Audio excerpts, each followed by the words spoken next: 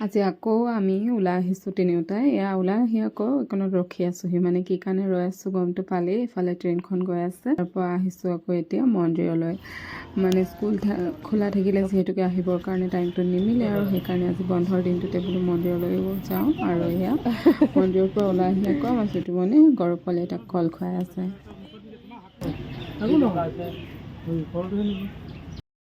এতিয়া আকৌ চাহ একাপ খাবৰ কাৰণে হোটেলত আহিলোঁ।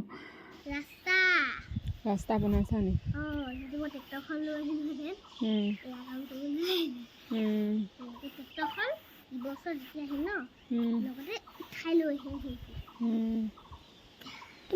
এয়া মানে এতিয়া আহি পাই গ'লোহি ঘৰত, আৰু ঘৰত মানে এনেকুৱা মাটি অলপ থৈ দিয়া আছে, আৰু এইখিনি পাই লৈ মানে একদম বহুত আৰু ফূৰ্তি মনেৰে অলপ সময় খেলি ল'লে। তাৰপিছত এতিয়া আমি আহিছোঁ ভোট দিবৰ কাৰণে, আৰু অকণমান দেৰিকৈ আহিছোঁ, মানে এতিয়া 3টা বাজিছে। গতিকে দেৰিকৈ বোলো ভাবিছিলোঁ মানুহ কম হ'ব, সেইকাৰণে আহিলোঁ। কিন্তু লাইন দেখিছেনে নাই, একদম 3টা বজাৰ পিছতো মানে বহুত দীঘল লাইন। এনেকৈ অকণমান ৰৈ মেলি আৰু ভোটটো দি ল'লোঁ। আৰু আপোনালোকে দিলে নে নাই কমেণ্ট কৰি জনাব।